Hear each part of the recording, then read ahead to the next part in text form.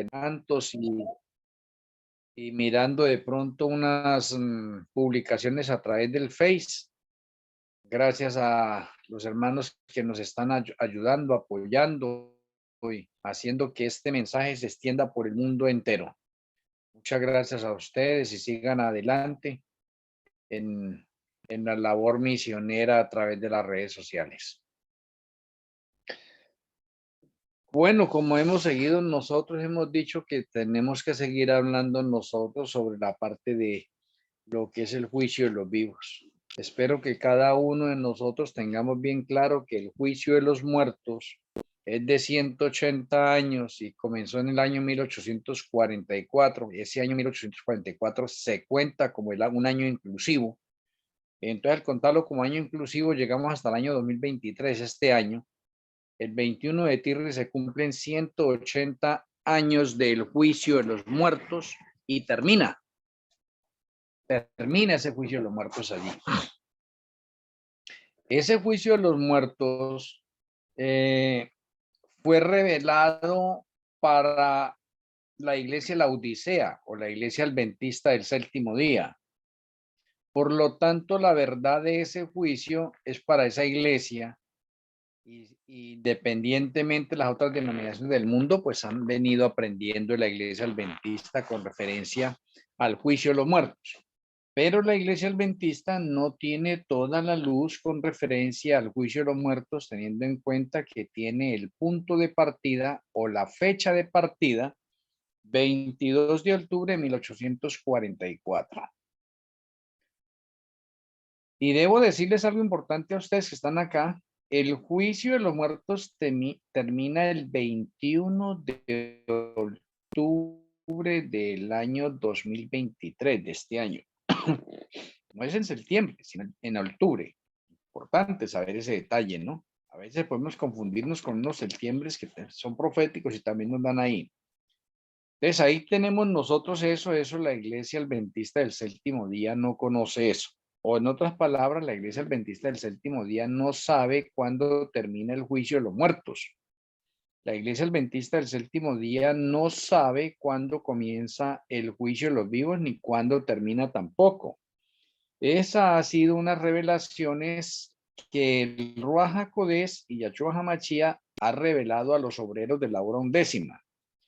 Por lo tanto, he ahí la importancia para esta hora o para esta última generación. Y cuando hablamos de última generación, la última generación es del año 1950 al 2030, allá hay 80 años. Y una generación es de 70 o de 80 años, según está registrado por David en los Salmos. Entonces, ahí tenemos nosotros esa especie de dato y en esa especie de última generación, el Señor va a levantar al último remanente, que ya algunos de nosotros conocemos. El último remanente va del año 2015 al año 2030, con una antesala del año 2014. La antesala del 2014 es porque ahí se comienzan trompetas, pero el remanente en sí comienza en el 2015. Entonces es importante saber que el juicio de los muertos es del año 1844 al año 2023 y tiene 180 años de juicio. ¿Dónde encuentro los 180 años de juicio? En Esther 1, versículos 4 y 5, se nos narra que el rey Asuero hizo una fiesta de 180 días para los principales de ese imperio.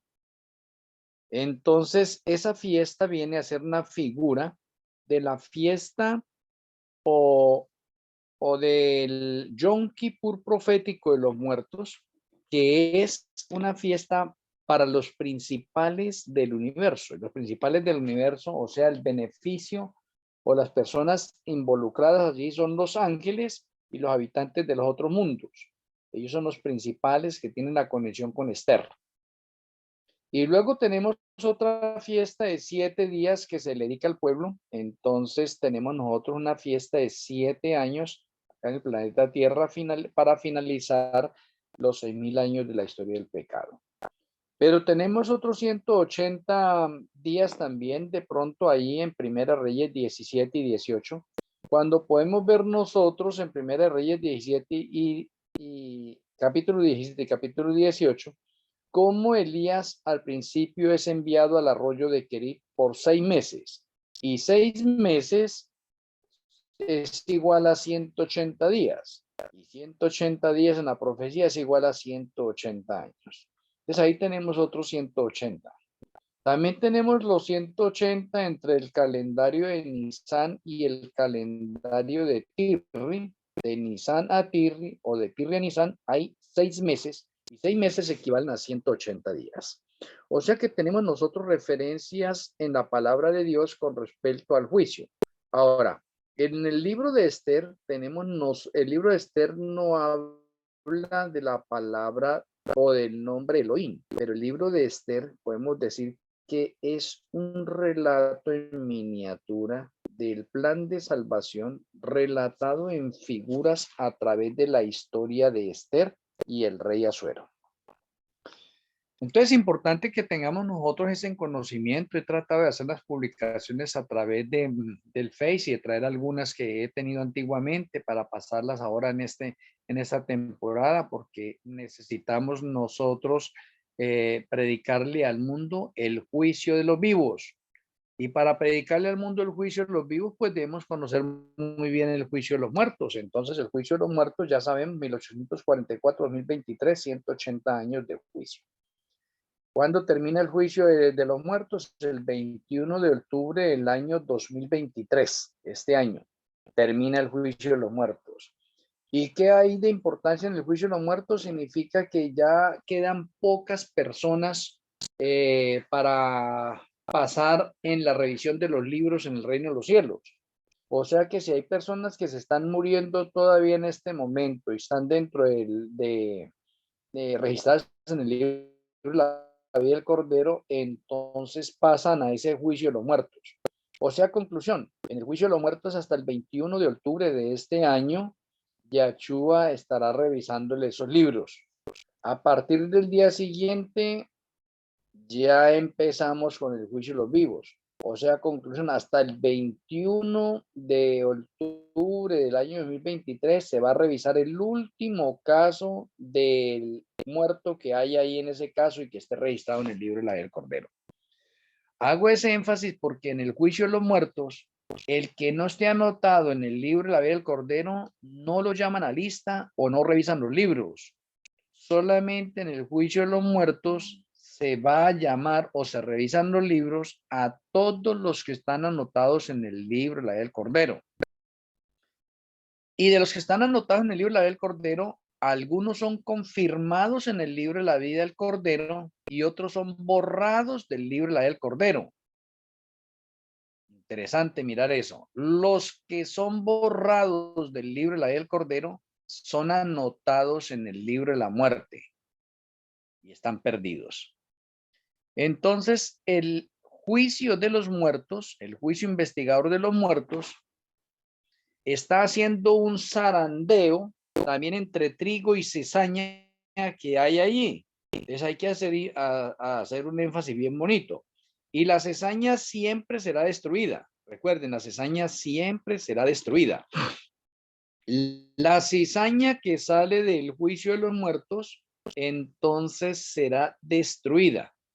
Y la pregunta que nos haríamos ahí, ¿cuándo serán destruidos? Pues los que salen de ese juicio y que van a ser destruidos van a pertenecer a la destrucción final. Y la destrucción final está registrada para el 8º milenio. Bueno, muy bien, teniendo en cuenta nosotros esa parte historicista del juicio de los muertos, para tenerlo presente nosotros y poderlo conectar y estar bien conectados con esto y para pasar al juicio de los vivos, pues espero que haya quedado claro o hay alguna pregunta con respecto al juicio de los muertos. De los que estamos acá, ¿hay alguna pregunta para el juicio de los muertos? ¿Se comprende el juicio de los muertos desde el principio hasta el final? O sea, inicio en fecha y final en fecha. ¿Hay alguna duda? Sí, pastor, una pregunta. Anteriormente dijimos que el juicio de los muertos había terminado el 21 de de septiembre del año pasado, ¿no es cierto? Del Sí. 2022, y que todas las personas que estaban muriendo, o sea, de ahí en adelante que estaban perdidas, así explicó, ¿no es cierto? Anterior. Sí, O claro, me- sí, hermana Lina. Así habíamos tenido unos artículos y unas clases que habíamos tenido nosotros. De pronto, pues mi hermana Lina no estuvo en otra, donde estábamos haciendo la corrección de esa clase. ¿Por qué estábamos haciendo la corrección de esa clase? Estamos haciendo la corrección de esa clase porque al repasar de pronto las partes de orden profético, tenemos que el juicio de los 144.000 no era para el 2023, sino para el 2024. Entonces, debido a eso, es que habíamos hecho de pronto un énfasis de que el 21 de septiembre del año 2022 había terminado de pronto el juicio para los muertos y que ya los que se seguían muriendo de ahí en adelante estaban perdidos porque no había comenzado el juicio de los vivos, porque estábamos en el juicio de los 144.000. Para los que estamos acá, entendamos ahora que entonces, haciendo esa especie de corrección, ese orden profético, tenemos que el juicio de los 144.000 arranca es ahora el 22 de octubre de este año. Arranca. Y ese juicio se demora un año. Las personas que mueran ahí en el transcurso de ese año están perdidos. ¿Y por qué están perdidos? Porque el juicio de los muertos terminó. Y como el juicio de los muertos terminó, Yahshua no va a volver atrás a decir, me quedaron unos muertos pendientes. No, no, no. Estamos en el juicio de los vivos. Entonces se van a morir muchos adventistas o de pronto obreros de la hora undécima o personas que uno cree que son muy justas. Todo el que se muera durante el 2024 está perdido. Sea adventista, obrero de la hora undécima del mundo, el que se muera. O sea, conclusión, todos los que lleguen a morir en el año 2024, durante todo el año 2024, están perdidos. Eso debe quedar bien claro. ¿Por qué? Porque empezó el juicio de los vivos. ¿Y quiénes son los primeros en pasar al juicio de los vivos? Pues los 144.000. Ellos son los primeros en pasar al juicio de los vivos. Y los 144.000 todos son salvos. Y luego de que pase el juicio de los 144.000, entonces en el 2025, primer día del 2025, comienza el juicio para el remanente. Y el juicio para el remanente empieza primero por la iglesia adventista del séptimo día y termina con los obreros de la hora undécima. Y ahí tenemos 2 años y medio de juicio para el remanente. Y esas dos cosas están dentro del juicio de los vivos. O sea, conclusión, el juicio de los vivos se divide en 3 etapas. Primera etapa, juicio para los 144.000. Segunda etapa, juicio para el remanente. Y tercera etapa, juicio para el mundo. Y de pronto hoy necesitamos dejar bien claro eso. He hecho unas publicaciones a través del Face ahí sobre esto. Espero que de pronto ustedes las hayan repasado, pero ya en esta clase vamos a concretarlas mejor. Entonces, juicio de los vivos. Juicio de los vivos, primera etapa es para los 144.000.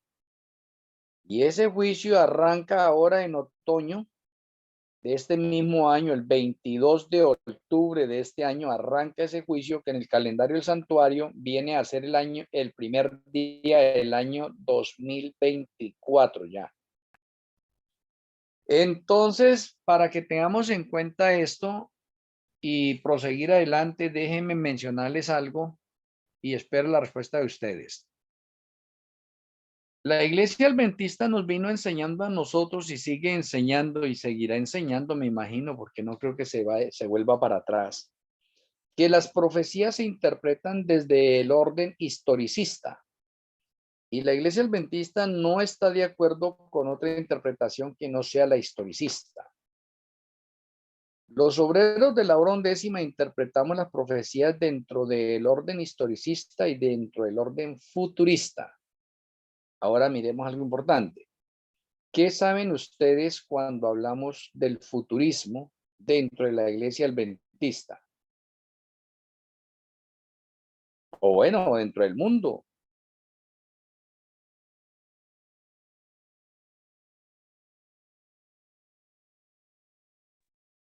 Bueno, cuando hablamos sobre fechas, ¿no? Eventos futuros, eh, la iglesia adventista, los miembros, pues, sacan el texto que el día y la hora nadie lo sabe, ni los ángeles, y muchos en eso se cierran. Muchas gracias, ministro Franklin. ¿Algún otro comentario?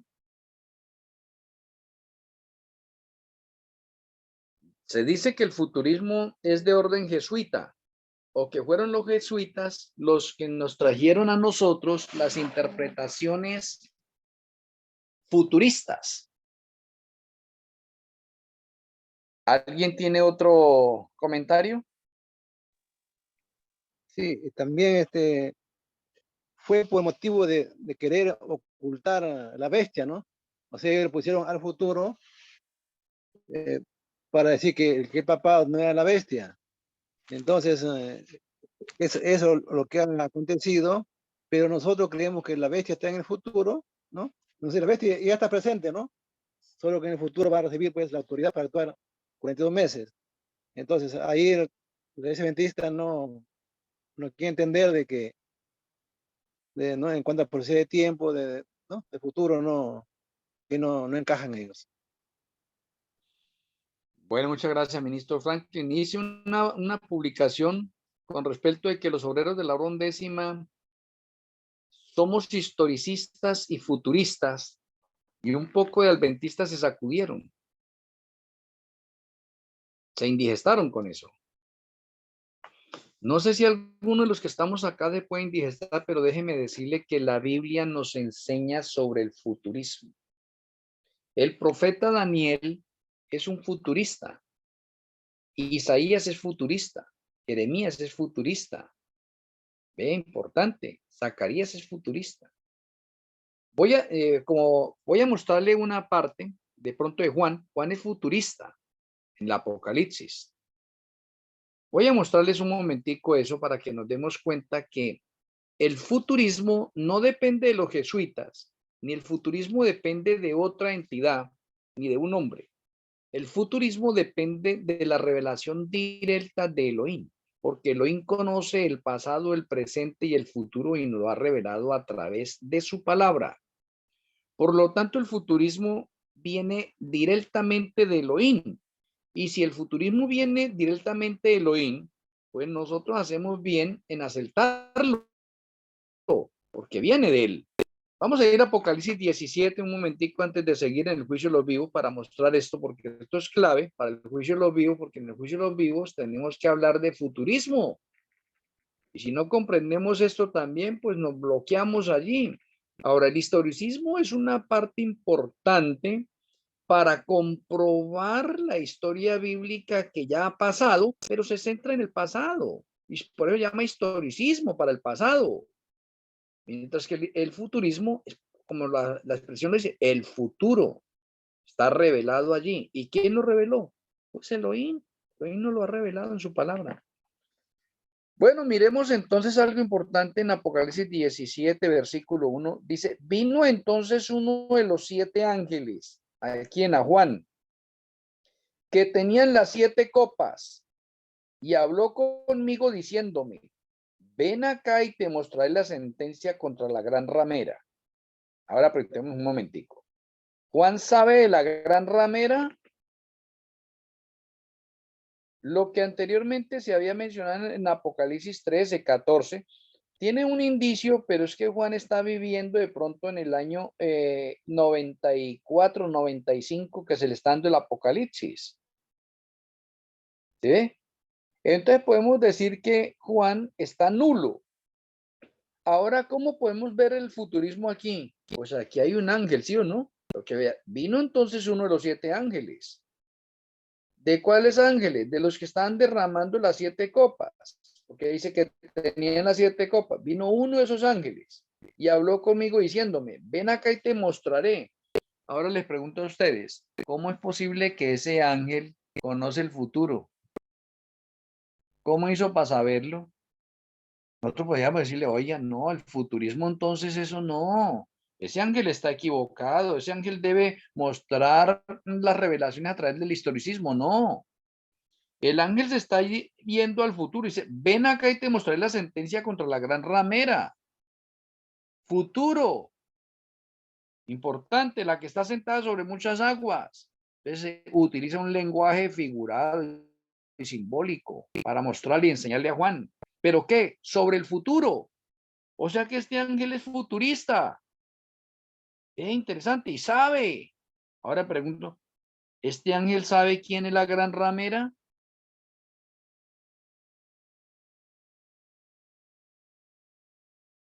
¿Sabe qué nación va a ser la gran ramera este ángel?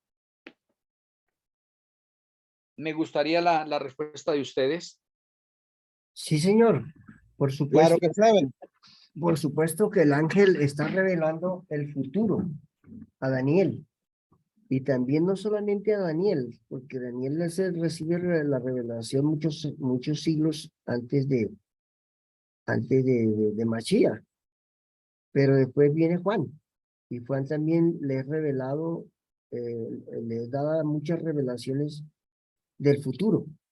Algunas que estaban en su momento de apogeo de cumplimiento, pero la mayoría de las profecías aquí se destacan hacia el porvenir, ¿verdad?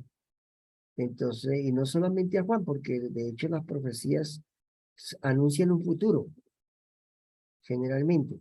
Claro que algunas profecías que se han cumplido, que fueron profetizadas hace muchos siglos atrás, pues ya están en un pasado, pero hay muchas profecías del futuro. Muchas gracias, Morel Luis. ¿Algún otro comentario? ¿Algún otro hermano? ¿Algún otro comentario? Aquí les tengo una sorpresa también, con Apocalipsis 17, y bueno, y con otro, un poco de cosas sorpresas que hay en las Sagradas Escrituras. Bueno, vamos a seguir leyendo. Versículo 2, con la cual han fornicado los reyes de la tierra. Está hablando el ángel. ¿De qué? Del futuro.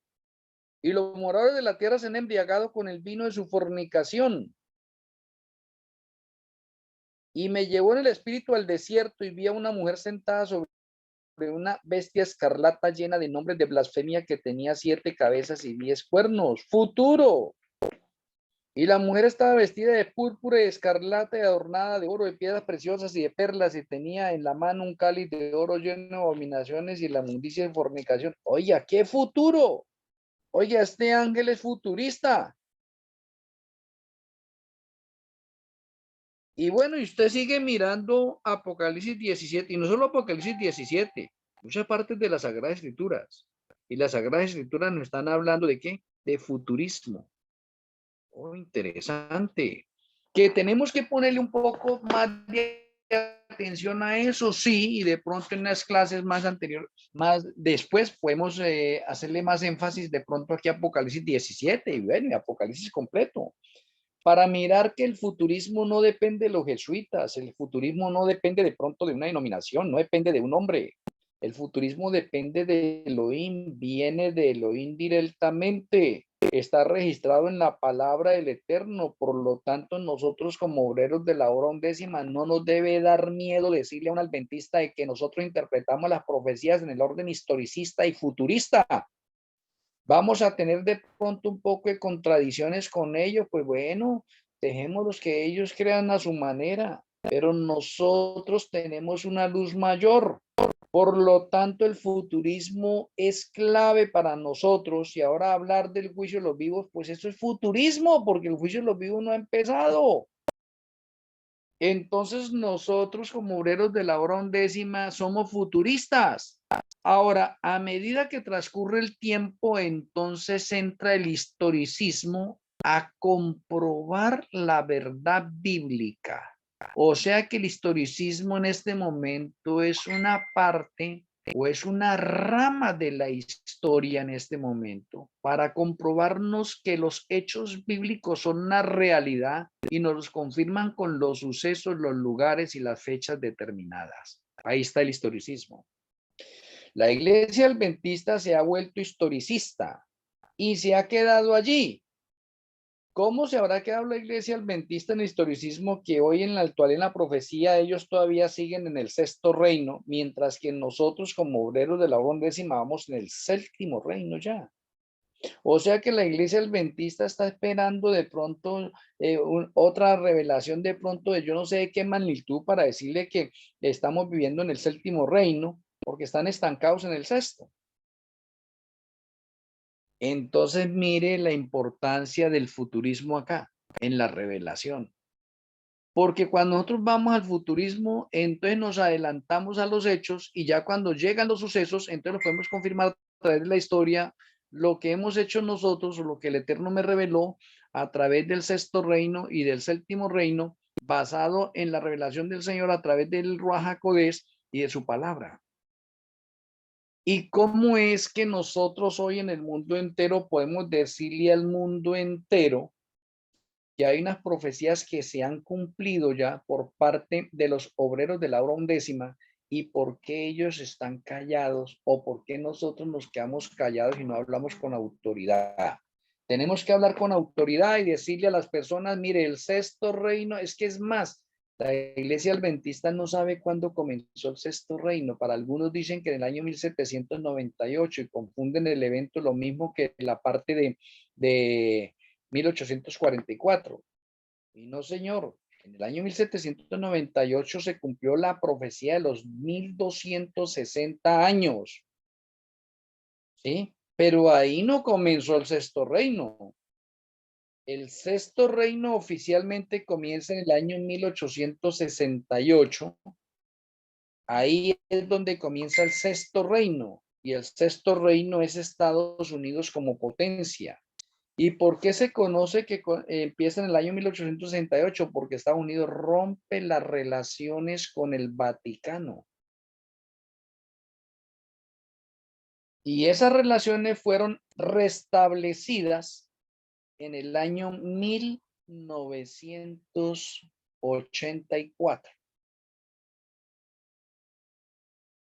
Entonces tenemos nosotros ahora en la base del futurismo comprobado por el historicismo que el sexto reino ya pasó a la historia.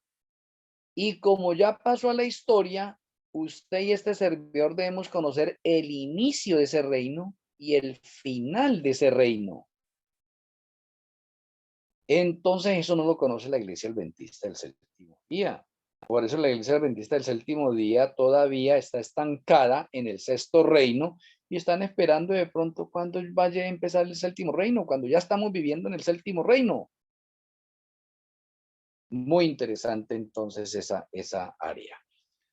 Bueno, importante que sigamos nosotros avanzando entonces en esto ya. Importante esa aclaración sobre el futurismo. Nosotros como obreros de la hora undécima somos historicistas y futuristas, sin temor a nada porque la profecía nos respalda a nosotros en ese sentido. Bueno, entonces en el futurismo tenemos nosotros el juicio de los vivos. No ha llegado, está en el futuro todavía. Que está cerca, sí, está cerca. ¿Y por qué sabemos ahora que está cerca? Porque pedimos una ayuda al historicismo.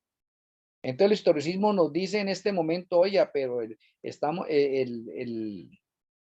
viviendo en el séptimo reino y si el juicio de los muertos termina en el 2023, ¿sí ve? 180 años en la parte historicista que la iglesia adventista no sabe que termina en el 2023, ni que tiene conocimiento de los 180 años, tampoco. Esto es un patrimonio exclusivo de los obreros de la hora undécima. Y lo hemos dado a conocer al mundo entero y note que ya muchas personas en el mundo entero hablan de los 180 años y preguntémosle, o ustedes pueden mirar determinada denominación, grupo, ministerio, que está hablando de los 180, ¿de dónde aprendieron? ¿De dónde aprendieron ellos esos 180? Y antes nadie hablaba de los 180. De los obreros de la hora undécima. Oye, importante, nosotros como remanente, cómo estamos marcando la diferencia con todos los grupos, ministerios, iglesias en el mundo entero. Entonces, el juicio de los vivos tiene 3 etapas. Por favor, son 3 etapas.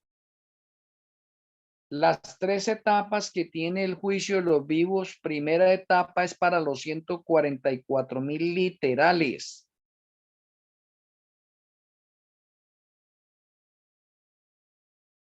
Importante.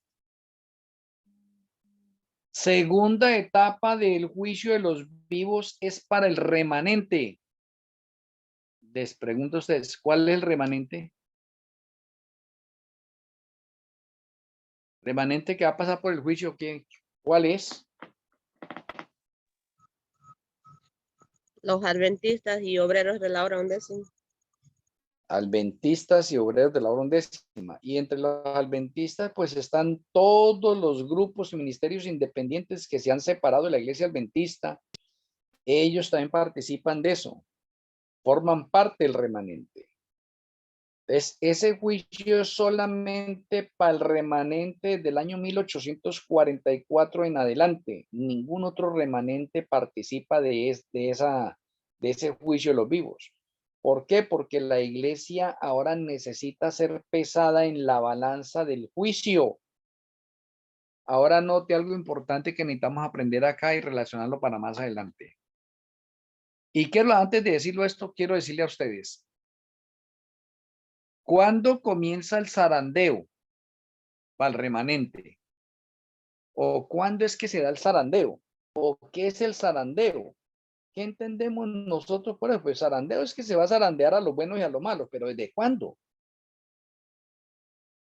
¿Qué entendemos nosotros por eso de zarandeo? Es que en las partes de la iglesia adventista de pronto se nos ha enseñado a nosotros que el zarandeo comienza de la ley dominical en adelante. ¿Qué decimos nosotros? ¿Cuándo comienza el zarandeo? ¿Cuánto dura el zarandeo? ¿Sabemos eso?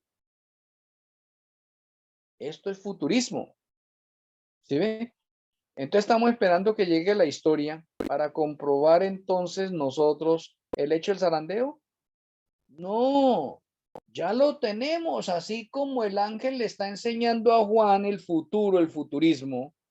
Pues nosotros también ya conocemos el futuro y sabemos cuándo es el zarandeo. Entonces déjeme decirle que el zarandeo en este momento, ¿cómo digamos? Dentro del marco del juicio, tiene 3 etapas también. Oiga, el zarandeo tiene 3 etapas. La primera etapa de zarandeo es desde el año 1844 al año 2023. Ahí hay un zarandeo. ¿Cuál zarandeo? Pues del trigo y la cizaña, porque la iglesia o el pueblo de Dios tiene trigo y tiene cizaña. Entonces esas personas han muerto, entonces el Señor está haciendo zarandeo, está cogiendo el trigo a un lado, que es el que está confirmando en el libro La vida del Cordero, y está borrando a otros del libro La vida del Cordero que se convierten en cizaña. ¿Y qué pasa con la cizaña? Siempre es destruida. Siempre será destruida. Y alguien mira, ¿y cómo va a ser destruida si están muertos? Pues ya se le está dando ahí una especie a esas personas de sentencia o están perdidos eternamente y van a ser resucitados para que sufran el castigo o la sentencia que tienen. O sea, esa es la primera etapa de zarandeo. Entonces, ¿qué está haciendo Yahshua en el cielo? Está zarandeando el grupo de los muertos que ya está seleccionando al trigo, que son los justos, y está seleccionando a la cizaña, que son los impíos. Esa es la primera etapa de zarandeo, y nadie nos ha conectado en ese sentido. La segunda etapa de zarandeo comienza en el año 2025, otoño del 2025, a primavera del 2027, 2 años y medio de zarandeo para el remanente. Pero en este caso ya es el remanente de los vivos, juicio de los vivos. Entonces, ¿qué está haciendo Yahshua? También todos los que están anotados en el libro de la vida del Cordero, ahí hay trigo y hay cizaña, entre los vivos que estamos.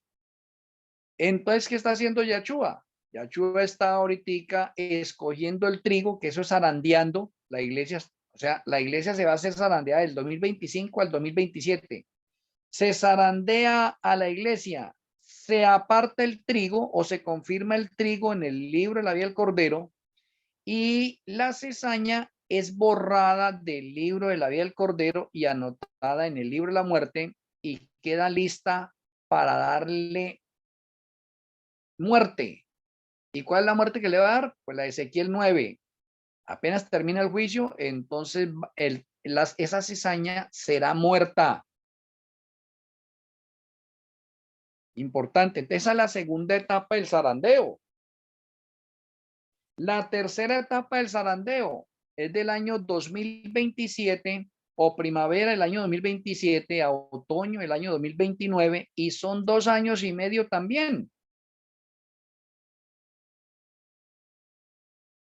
¿Qué se va a hacer allí?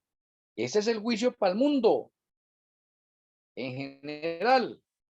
Y ahorita, ¿qué se va a hacer ahí en esa otra parte? Pues el Señor va a traer el trigo que está en todas las denominaciones del mundo y lo va a traer a los obreros de la hora undécima. Eso es lo que se llama la recolección, la gran cosecha. Y esa se llama el trigo.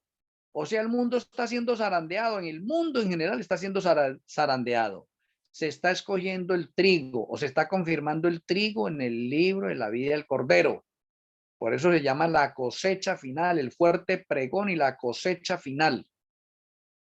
Y el resto del mundo es la cizaña. Entonces, ¿qué significa? Que en la segunda venida de Yahshua hay destrucción para la cizaña. O sea que siempre que hablamos de juicio, entonces hay castigo, hay sentencia, hay destrucción. ¿Sí lo han comprendido? Juicio de los muertos, se apartó el trigo de la cizaña. Juicio del remanente, se aparta el trigo y la cizaña. Y juicio en el mundo, se aparta el trigo y la cizaña. O sea que hay aquí en este momento 3 etapas de trigo y hay 3 etapas para la cizaña. Entonces hay que tener en cuenta eso, porque no se tiene en cuenta eso, y eso es clave tenerlo en cuenta. Es fundamental tenerlo en cuenta. Entonces, en el juicio de los vivos que se va a realizar para el remanente, hay zarandeo. La iglesia es zarandeada. La iglesia no va a ser zarandeada después de la ley dominical, no. Después de la ley dominical, los que van a ser zarandeados son los del mundo. La iglesia es zarandeada del 2025 al 2027. Ahí es zarandeada. ¿Alguna inquietud o lo comprendieron bien? Sí, señor, está entendido. Muy bien. ¿Los demás hermanos también? Si hay alguna inquietud, paramos y si toca volver a repetir, volvemos y repetimos, no hay problema.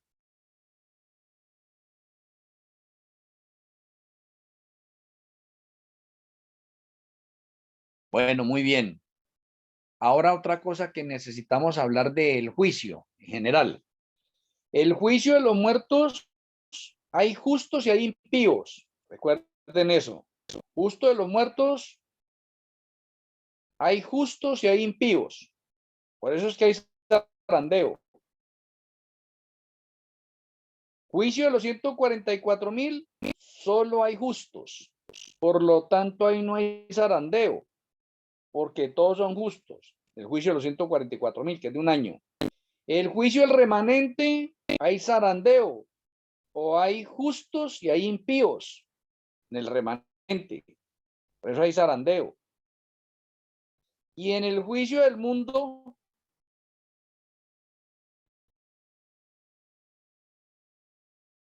¿qué pasa en el juicio del mundo? El juicio del mundo está generalizado para todo el mundo. Sí, está generalizado para todo el mundo, pero en el juicio del mundo, podemos decir que en el juicio del mundo es como el juicio de los 144,000. El Señor está recogiendo los justos que están en todas las denominaciones religiosas. Exactamente, como cuando dice, tengo otras ovejas en otros rediles. Eso. O sea que el Señor está recogiendo, digamos que en el juicio del mundo, el Señor está recogiendo el trigo y el resto es cizaña. Oye, importante. O sea que el Señor está confirmando Sí, los que hace el llamado de Apocalipsis 16:4, salid de ella, pueblo mío. Claro. Muy bien. Entonces hay que tener en cuenta esos datos que son importantes. Y cuando el juicio termina, el juicio del mundo termina, entonces otra cosa que tenemos que aprendernos y que tiene que quedar claro y fundamental en nuestras vidas. En esta etapa tenemos dos fin del tiempo de gracia. Un fin del tiempo de gracia para el remanente. Y el fin del tiempo de gracia para el remanente se llama ley dominical. Oye, importante saber esto. El fin del tiempo de gracia para el remanente se llama ley dominical. Y mire qué importante eso. Y muchos están diciendo, no, es que cuando llegue la ley dominical, entonces yo sí salgo de las ciudades y abandono y yo hago y deshago. No, señor, la ley dominical es una señal para abandonar las ciudades, pero la ley dominical también es una señal de que es el fin del tiempo de gracia para el remanente. Ahí ya no hay nada más que hacer. Los casos han sido definidos. Es lo mismo que decimos en este momento. El Señor terminó el juicio de los muertos y no se vuelve atrás. El que se muere de ahí en el 2024 está perdido. Ya el 2025 para allá no podemos decir esa otra parte porque comienza el juicio del remanente y bueno, ya tenemos otras facetas ahí, pero todos los que se mueren en el 2024 están perdidos. Sean de la iglesia que sea, están perdidos. ¿Por qué? Porque sus casos no han pasado a revisión en los libros. Y si no han pasado a revisión en los libros, se murieron. Y si se murieron, están perdidos y van a ser juzgados en el milenio. O se van a revisar sus casos, es en el milenio. Entonces, fin del tiempo de gracia es ley dominical para el remanente. El fin del tiempo de gracia para el remanente es en el momento en que se promulga la ley dominical mundial. Fin del tiempo de gracia para el remanente. Y fin del tiempo de gracia para el mundo en general es con el decreto de muerte. Vean las dos cosas cómo juegan un papel importante. Ley dominical y decreto de muerte. Ley dominical, fin del tiempo de gracia para el remanente y decreto de muerte, fin del tiempo de gracia para el mundo.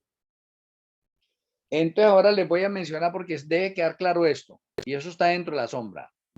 Cuando nosotros estamos hablando del Yom Kippur en el santuario terrenal, entonces ese es el día más solemne de todas las fiestas. Ese día es ayuno obligatorio. No es por si yo quiero. Es ayuno obligatorio. Porque ese es el día más solemne de todos. En ese día se está confirmando el nombre de unos en el libro de la vida y se está borrando a otros. Entonces ese día va a haber ¿qué? Felicidad para unos y hay destrucción para otros. O sea, conclusión, cada vez que se acabe el juicio, hay felicidad para unos y hay destrucción para otros. Entonces, si en el juicio de los vivos, con el decreto de muerte, es fin del tiempo de gracia, entonces significa que ahorita hay felicidad para unos y destrucción para otros. Pues que en el 2030 encontramos fin del mundo. ¿Por qué en el 2030 encontramos fin del mundo? Porque el juicio se acabó. Y entonces los que son trigo, pues están contentos, y los que son cizaña, pues tienen que alistarse para la destrucción, fin del mundo, con la segunda venida de Yahshua. Destrucción del mundo. O sea que la parte del juicio nos enseña en la parte literal, en la parte profética y en la realidad final que tenemos destrucción. Oye, interesante. ¿Comprendido hasta ahí también?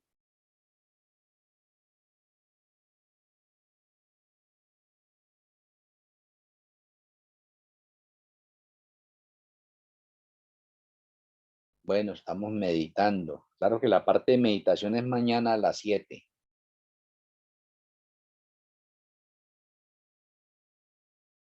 Mañana a las 7 de la noche comenzamos el seminario de meditación.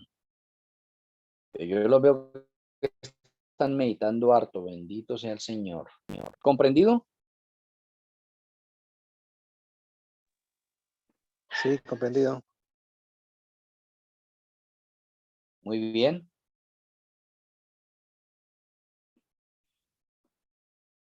Bueno, entonces, la importancia que nosotros le prediquemos al mundo sobre el juicio de los vivos, tenemos que hablarlo con poder y con autoridad. Eso le estoy transmitiendo en este momento a ustedes, porque pues a mí me está pasando lo que le pasó a Juan. El Señor envió un ángel para enseñarle a Juan las partes de las profecías en el sentido futurista. ¿Sí? Entonces, ahora Juan lo está transmitiendo con poder y con autoridad, nos lo ha mandado a nosotros. Y el Señor ha escogido a los obreros de la hora undécima como el remanente final, les ha dado estas revelaciones para que nosotros lo transmitamos al mundo con poder y autoridad, con seguridad, sin ninguna especie de duda, que podamos responderle las preguntas a las personas de una u de otra forma que tienen en sus inquietudes. Y para eso necesitamos tener nosotros esto en la mente bien fundamentado. Y por eso me atrevo a mencionarles que el juicio de los vivos está en 3 etapas. No se nos olvide, 3 etapas. Primera etapa, 144,000. Segunda etapa, remanente. Y tercera etapa, el mundo. Con sus fechas respectivas, los 144 del 2024, todo el año 2024, o sea, juicio de un año. ¿Sí ve? Y alguien dirá, ¿y por qué de un año? Porque Apocalipsis lo enseña. Y alguno me dirá ahorita, ¿y dónde está en Apocalipsis que el juicio de los 144,000 es de un año? Y si yo soy un alumno en este momento y le digo a usted, muéstreme en las escrituras en este momento que el juicio de los 144,000, el juicio de los vivos de los 144,000 es de un año, ¿ustedes cómo me responderían ahí? ¿Cómo me harían entender eso que es de un año? Porque yo podría decir, no, ustedes se lo inventaron. Es una conjetura suya. No, porque es que Apocalipsis, cuando nosotros vamos a Apocalipsis y miramos un poquitico y hacemos el recuento de Apocalipsis y usted entra de pronto a Apocalipsis 14 y vayan un momentico ustedes ahí a Apocalipsis 14, ustedes van a ver ahí los 144,000 y usted regresa a Apocalipsis 7 y va a ver los 144,000. Pero en Apocalipsis 7 usted va a encontrar entonces las 12 tribus y que de cada tribu se están sellando a 12,000. Importante. Entonces tenemos 12 tribus. Y como tenemos 12 tribus en ese momento, entonces tenemos nosotros el número 12 y el número 12 es un número de perfección para la parte gubernamental y para el pueblo del Eterno.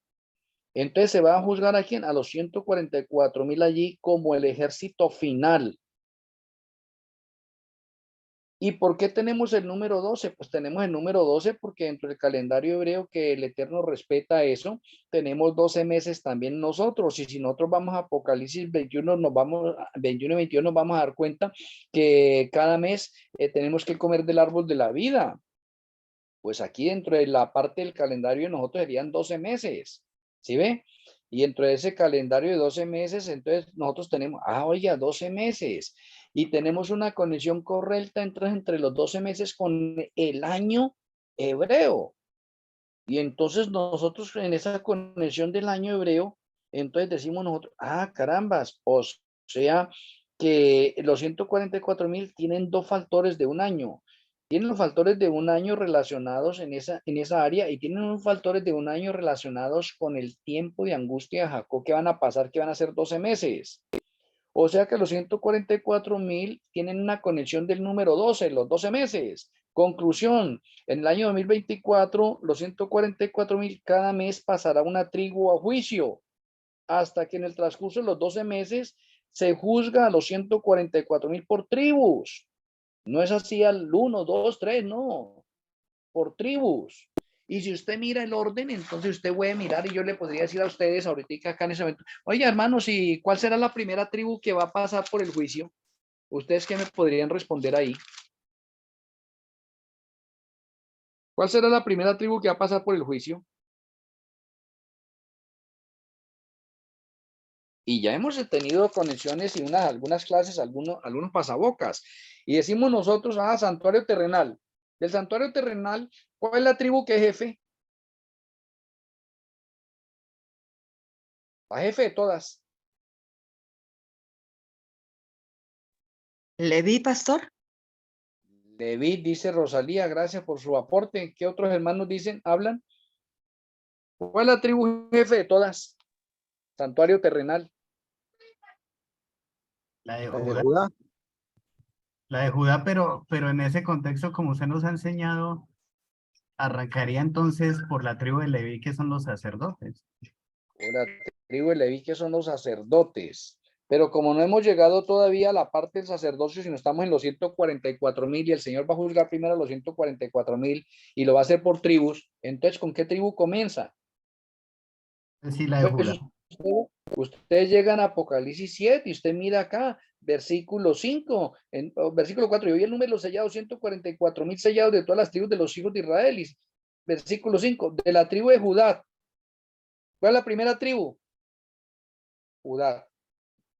¿Quiénes son los primeros que van a ser juzgados? Pues la tribu jefe. Luego es que el juicio no nos enseña que el juicio comienza por el liderazgo. Claro. Ahora miremos nosotros algo importante.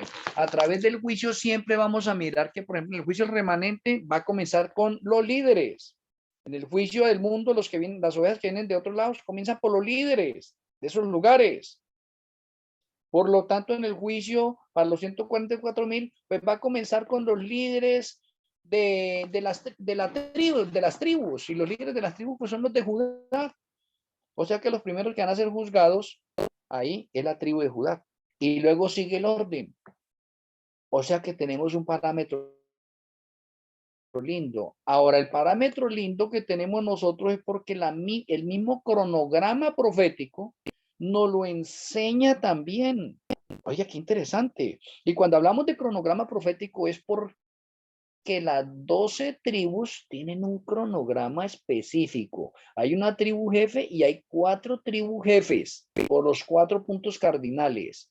Y luego vienen las siguientes tribus. O sea, hay un orden específico. Y el Señor va en ese orden. Y así mismo recurre el juicio. El juicio el remanente, primero los que van a ser juzgados son los líderes. Después de los líderes viene la feligresía. ¿Listo? Ese es el orden. Entonces tenemos nosotros juicio de los vivos bien claro, bien fundamentado, bien firme, y no se nos debe olvidar el quiasmo profético. El quiasmo profético con referencia a tiempo me lo especifica de la siguiente manera. 2 puntos aparte. En las publicaciones que he hecho por Face he colocado 2 quiasmos proféticos, 2 quiasmos de orden profético. Un quiasmo de orden profético está relacionado con los 7 años finales. En este caso estamos hablando del año 2024 al 2030. Entonces aquí podemos decir nosotros que tenemos un quiasmo. ¿Por qué un quiasmo? Porque el primer año 2024 es juicio para los 144,000. Oiga, recuerden eso. Y el último año, que vendría a ser el 2030, es un año de persecución para los 144,000. Oye, el principio y el final es para los 144,000. Oye, qué interesante. Eso es lo que conforma un quiasmo. Luego tenemos nosotros 2 años y medio para el juicio al remanente y luego tenemos 2 años y medio para la angustia de Jacob. Entonces, conclusión, podemos decir que en esas 2 cosas de ese quiasmo, en la mitad de esos años, aparece la ley dominical. Eso es lo que termina un quiasmo de orden profético.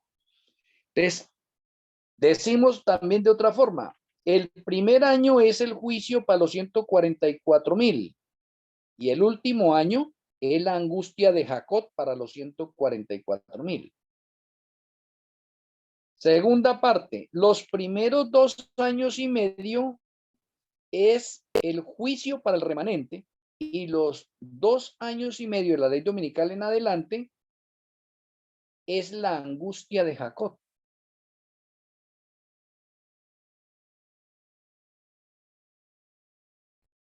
¿Lo asimilaron?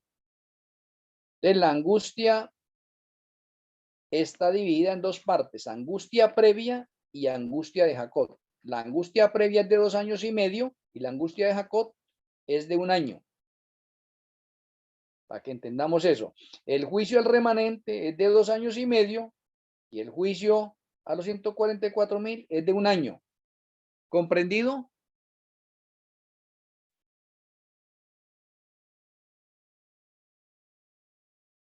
¿Comprendido o hay alguna duda, alguna pregunta? Comprendido.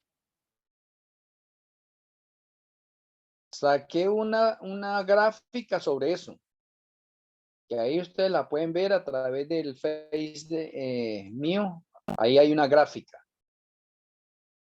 Entonces, en eso ustedes lo pueden ver ahí. ¿Qué pueden ver ahí? Eso que le estoy mencionando como un quiasmo de orden profético.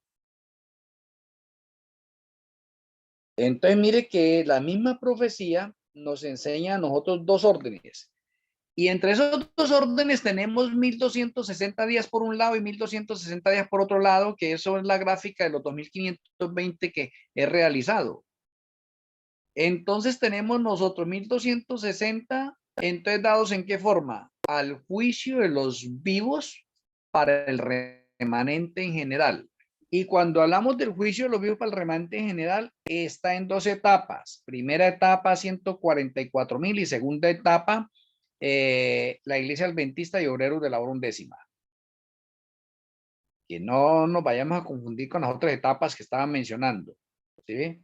En esos 1260 hay 2 etapas. Primera etapa, 1 año para los 144,000 y 2 años y medio para el remanente. Ahí hay 1260. Los otros 1260 en ese momento es de la ley dominical hasta el fin del tiempo de gracia para el mundo hay 2 años y medio. Y del fin del tiempo de gracia para el mundo o hasta el decreto de muerte, hasta la segunda venida de Yahshua, hay 1 año. Total 3 años y medio, que eso es igual a 1260 días. Entonces, qué importante. Ahora les voy a hacer la pregunta a ustedes. ¿Por qué al final tenemos 2260 días que parecen que fueran uno, pero son diferentes? ¿Qué tendrá que ver esos 1260 en el panorama profético? No sé si ustedes lo han preguntado. Voy a mencionarle esto a ustedes. La Iglesia Adventista nos ha enseñado a nosotros que el tiempo y la mitad de un tiempo que equivale a 1260 años, que la parte de los 42 meses que equivalen a los 1260 años, que la parte de los 3 años y medio que equivalen a los mismos 1260 años, y en la parte de los 3 días y medio que equivalen a los mismos 1260 años, todas esas profecías se aplican todas para la primera supremacía papal. Y ahí hay un error serio. Porque en todas las profecías tenemos 2 etapas. Oye, tenemos una primera supremacía papal y tenemos una segunda supremacía papal. Por lo tanto, no podemos nosotros mezclar esas 2 cosas, que es lo que hace la Iglesia Adventista del Séptimo Día, mezclar todas las profecías en una sola, y por eso ellos se confunden con Apocalipsis 13:5, llevando eso todavía, o llevando esa profecía todavía al pasado, cuando esa profecía es del futuro, esa profecía es futurista. Entonces tenemos 2260 en 2 etapas diferentes. Por eso al final, como la historia se repite, el Señor dice, mire, aquí hay 2260 ahora en días literales, para que no se confundan, porque aquí muchas personas pueden lograr confundirse también. Oye, qué interesante. Entonces, cuando logramos la conexión de estos, decimos, ay, caramba, sí, tenemos que volvernos expertos nosotros en el panorama profético y no confundir los primeros 1260 que son para el remanente con los segundos 1260 que son para el Vaticano. Oh, interesante. Entonces, no se tiene conciencia de pronto de eso, o no se ha hecho la investigación, el escudriñamiento profundo de eso en ese momento, y se lleva todavía al pasado, porque la Iglesia Adventista no quiere entrar al futurismo y no quiere saber del futurismo, sino que ella se quiere quedar en el historicismo, y el historicismo es pasado. Es pasado. Entonces, ¿qué me hace el historicismo? El historicismo es bueno para confirmarme las profecías que hay en las Sagradas Escrituras, pero yo no me puedo quedar ahí en el historicismo. No es que el historicismo siempre va a estar dentro de la rama del pasado. Y entonces, ¿qué voy a hacer con el presente y qué voy a hacer con el futuro? Entonces, hablamos del presente. ¿Cuál es la verdad presente que estamos viviendo nosotros acá? Pues lo que estoy mencionando en este momento, verdad presente, también muchos de nosotros tenemos un concepto de verdad presente de pronto erróneo.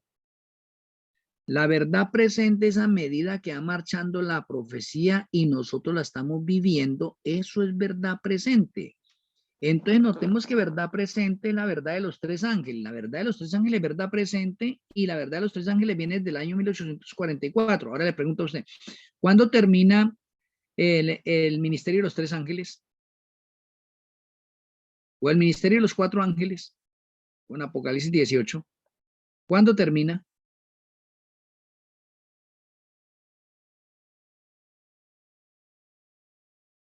Pues déjeme decirle que eso termina en el año 2030. Entonces, ¿cómo se llamaría esa profecía? ¿Solo historicista? ¿O podemos decir que esa profecía es historicista y futurista? ¿Creen que no se ha acabado? Pues lógico. Ese mensaje de los tres ángeles es un mensaje historicista porque una parte ya quedó en el pasado. Pero hay otra parte que está por cumplirse y hay otra parte que seguimos viviendo nosotros. Entonces, es un mensaje futurista. Y lo que va pasando va quedando en el pasado y se va confirmando la palabra del Eterno. Oye, vea qué interesante, supremamente interesante. Pero necesitamos conocer eso. Ahora, ¿qué otra verdad presente tenemos nosotros? Pues verdad presente tenemos en este momento que se ignora el mundo entero de los creyentes, lo ignora. Inclusive el pueblo de Israel, muchos mesiánicos y ortodoxos ignoran eso. Que estamos en una verdad presente que se llama Yom Teruah o trompetas proféticas. Oye, eso no, de eso casi no se conoce. Mire que la iglesia adventista no conoce Yom Teruah profético. No, no, no. No conoce eso. Es más, el pueblo de Israel, que es un especialista en el santuario terrenal, no conoce Yom Teruah profético. Porque es que esa verdad no es para ellos. Ellos están aprendiendo de nosotros. Y yo me gozo cuando veo de pronto en mi perfil un poco de mesiánicos y ortodoxos ahí estudiando, mirando los artículos. Algunos sorprendidos tratando de pronto de corregir, pero no tienen sentido. Entonces hablar de Yom Teruah o de trompetas proféticas, esto es patrimonio de los obreros de la hora undécima, porque a nosotros fue revelado esto, a nadie más. Por lo tanto, somos cabeza en el mundo entero, en la rama de orden profético, de orden teológico, de conexiones, de santuario. El santuario, mejor dicho, tiene mucho que aprender uno todavía de esto. Entonces la iglesia adventista no conoce que estamos viviendo Yom Teruah profético. Ahora menos de fechas, que lo estamos viviendo desde el 2014 hasta el año 2023, hasta este año estamos viviendo nosotros Yom Teruah o trompetas proféticas. Por 10 años le hemos estado anunciando al mundo que nos preparemos para el juicio que viene ahora en el 2024. Que nos preparemos. A mí me parece esto fundamental. Esto no se puede pasar por alto. Todos estos detalles que estamos dando nosotros acá y que es del juicio los vio, mire cómo estamos aprendiendo nosotros de harto. Y quiero que nosotros nos volvamos unos maestros en estas áreas, que cuando nosotros tengamos que hablar con un adventista o con un judío X en este momento, que son los que pronto tienen un conocimiento profundo de las Sagradas Escrituras, ¿sí ve? Y lógico, respetos para ellos, ¿sí ve? Porque ambos han sido remanente a través de la historia del mundo. Pero nosotros como obreros de la obra undécima hemos recogido el conocimiento de todos los demás remanentes, o tenemos nosotros la luz de todos los demás remanentes, más la luz final que Yahshua y el Ruach HaKodesh nos dieron a nosotros. Por lo tanto, nosotros somos un remanente que marcamos la diferencia de todos los remanentes que han existido. Y por lo tanto, a nosotros como obreros de la obra undécima, no tenemos aquí que no, que es que aquí tenemos el rabino Julano que ha estudiado, yo no sé, en la universidad tal, que tiene experiencia de tantos años y que se sabe la Biblia de memoria. Pues bueno, felicitaciones si se sabe la Biblia de memoria, la Torá de memoria. Pero ellos no conocen esta luz nueva porque no ha sido dada para ellos. No, que en el adventismo tenemos nosotros unos grandes eruditos bíblicos y también unos maestros y que tenemos unos doctorados en X circunstancias y lo otro, no importa, nosotros no tenemos por qué bajar la cabeza porque es que nosotros tenemos la luz final y ellos no la tienen. Nosotros tenemos el conocimiento que tienen ellos. Por lo tanto, nosotros somos cabeza en este momento, por eso tenemos que hablar con autoridad, con poder. Cuando he tenido la oportunidad de hablar anteriormente, porque ahora ya casi no se hace, pero anteriormente, inclusive hasta por el Face, tenía un poco de charlas, de estudios y debates con pastores, ancianos y líderes, especialmente la iglesia adventista, y sí, y algunos mesiánicos. Y algunos ortodoxos también.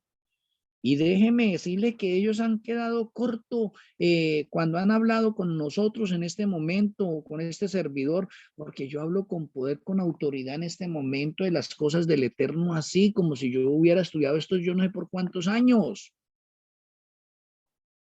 Que gracias al Eterno, sí, el estudiar las profecías, el gracias al Eterno, el haber pertenecido al remanente adventista por tanto tiempo, haber escudriñado por tanto tiempo, eso es una ayuda muy buena. Que gracias también a la parte de pronto mesiánica, de la parte judía, de pronto los contactos que he tenido y que sigo teniendo con muchos rabinos y con muchas sinagogas, muchas quejilat en el mundo entero en este momento y que son amigos míos, pues también, porque hemos podido compartir un poco de experiencias, tanto de ellos como de nosotros. Y lo bonito, muchos están poniendo los ojos en los obreros de la obra undécima. Yo ahora las publicaciones que estoy tratando de hacer a veces, sí, obreros de la obra undécima 2015-2030. Para que eso vaya calando en la mente de muchas personas. Hasta acá, ¿cómo vamos, apreciados hermanos? ¿Vamos bien? ¿Hay alguna inquietud? Hay mucho que investigar, muy interesantes los temas, pero hay que seguir investigando porque son temas bastante apremiantes que hay que tenerlos claros porque estamos en el tiempo final y esto era para que este grupo hubiera unos 500 conectados y como Claro. pareciera que la gente Bueno, no le interesara. Por no eso nos afanemos que esas cosas las vamos a ver ahorita a partir del 2024. Yo estoy tan convencido del 2024. Van a ver, pero maravillas, maravillas. yo estaba en Venezuela una vez analizando unos aspectos proféticos y me reuní con el profesor de hebreo, que él tenía como 2 años de estudiar hebreo nada más. Pero la parte profética siempre me ha gustado toda la vida. Y ellos me preguntaron sobre la crisis final que se avecina al mundo en el 2015. Y yo les dije, la crisis final comienza en el 2024. Y ellos me dijeron, ¿por qué? Y fue como si hubiese sido como una voz, y hoy estoy coordinando de que lo que estaba enseñando en el 2015 prácticamente lo estoy escuchando nuevamente ya como con una base más profunda. Con más veracidad, bendito sea el Eterno. Muy bien. ¿Algún otro comentario?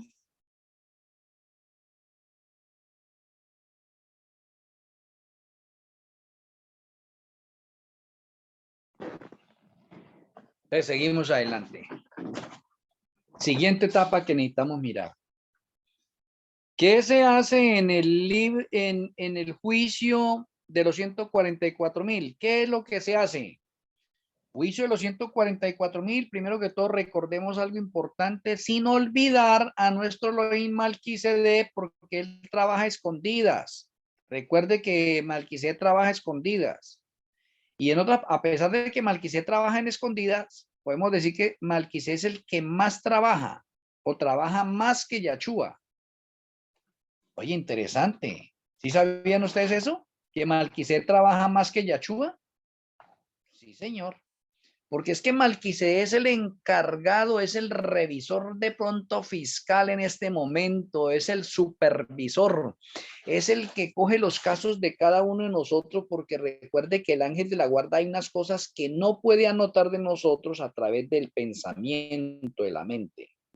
Y como nuestro Elohim Malquisedec escudriña lo más profundo, hasta lo más profundo de Elohim, incluido el Padre Yahshua, él escudriña lo más profundo, él lo sabe. Y por eso es que él trabaja muchísimo, porque él, todos los días él tiene que completar el registro de todos los ángeles de la guarda en este planeta Tierra. Porque muchos ángeles de la guarda no han podido anotar algunos pensamientos que antes hemos tenido algunos de nosotros. Entonces, el Ruach HaKodesh, o nuestro Elohim Malquisedec, que escudriña lo profundo de nuestra vida en este momento, y es más, nosotros el sello que tenemos es el sello de él. Oye, interesante.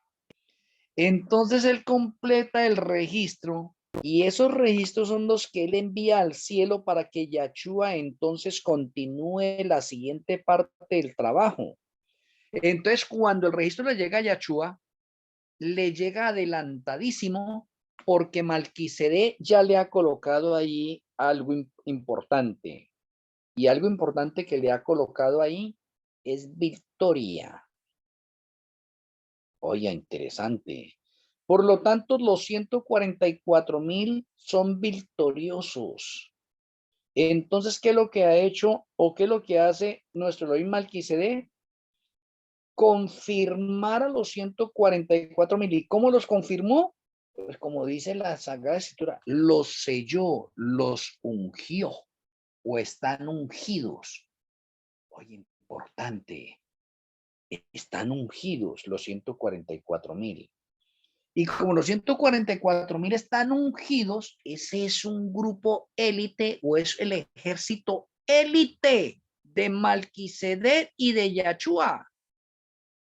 Oye, importante, o sea, significa que esos 144.000 tienen un ministerio independiente, un ministerio principal o el ministerio fuera de serie es de los 144.000. O sea, los 144.000, ¿qué es lo que hace allá? Haga cuenta que nuestro Elohim Malquisedec le está diciendo a Yahshua, bueno, Yahshua, mire, los 144.000 quedaron listos, están ungidos, están sellados, son salvos. Entonces, por favor, haga el trabajo suyo, opérelos a él y colóquele su justicia. Entonces, ¿qué es lo que hace Yahshua allá? Le borra los pecados que tienen ellos en el registro del libro de rebeliones y los pecados que tiene en el libro de memorias, los confirma en el libro de la vida del Cordero y quedaron ya completos, les coloca su justicia. ¿Y qué es que los opera? Pues los opera es que en el momento en que le borra sus pecados, el ADN de ellos fue restaurado al principio, como al principio. ¿Y cómo es como al principio? Pues como lo tenía Adán. ¿Y cómo lo tenía Adán? Pues sin pecado. O sea, ¿cómo quedaron los 144.000? ¿O cómo quedan los 144.000 después del 2024? ¿Cómo van a quedar?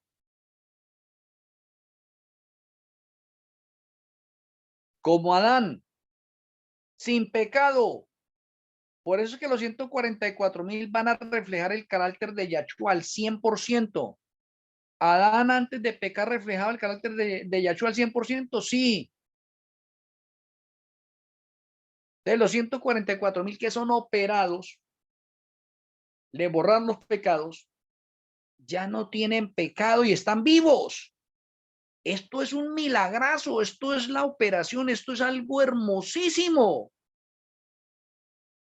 Hermosísimo. Ahora me voy a detener un momentico acá. ¿Alguno de los 144.000 recuerda haber pecado? Porque están en un mundo de pecado. Hay un poco de maldad, pecado, cosas sucias, feas, horribles. ¿Qué pasa con todo eso en ellos cuando ellos son operados? O sea, cuando Yahshua saca y le borra los pecados es restablecer su ADN también, restaurar su ADN. O sea, aunque ellos están vivos aquí en el planeta Tierra, en el cielo están siendo operados, pero se está efectuando un cambio inmediato en la naturaleza de ellos. Y cuando el juicio de ellos pasa, entonces ellos no se acuerdan de haber pecado porque le borraron sus pecados. Oye, esto es algo maravilloso. Ellos luchan y ellos dirán, oye, ¿será que yo he pecado? ¿Será que yo he robado? ¿Será que yo he mentido? ¿Yo he codiciado? Ellos no tienen nada de eso. Fueron operados. Están limpios ahora. Los cubre la justicia de Yahshua y ellos no pecan. De ahí en adelante no pecan.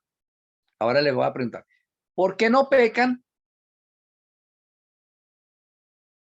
Porque ahora Malquisedec toma posesión completa de esos cuerpos, cabalmente, íntegramente, para que ningún ser humano se vaya a gloriar. Aunque los 144.000 son el ejército élite, ni siquiera ellos se pueden gloriar de decir que reflejaron el carácter de Yahshua al 100% aquí en la tierra. No. Es por pura gracia y misericordia de Elohim y porque Malquisedec ahora toma posesión completa de ellos como lo hizo con los discípulos cuando se derramó la lluvia temprana. Cuando la lluvia temprana se derramó sobre los discípulos también recibieron un cambio total. Oye, interesante. ¿Y qué pasaba con los discípulos? Habían maravillas, milagros, prodigios, cosas sorprendentes. ¿Y por qué habían cosas sorprendentes en ellos? Porque vino a vivir completamente, totalmente, ya no parcialmente, sino totalmente nuestro Elohim Malquisedec en ellos.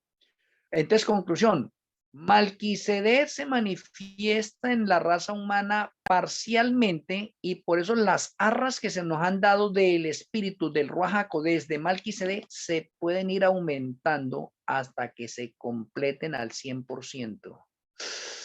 Oye, qué interesante.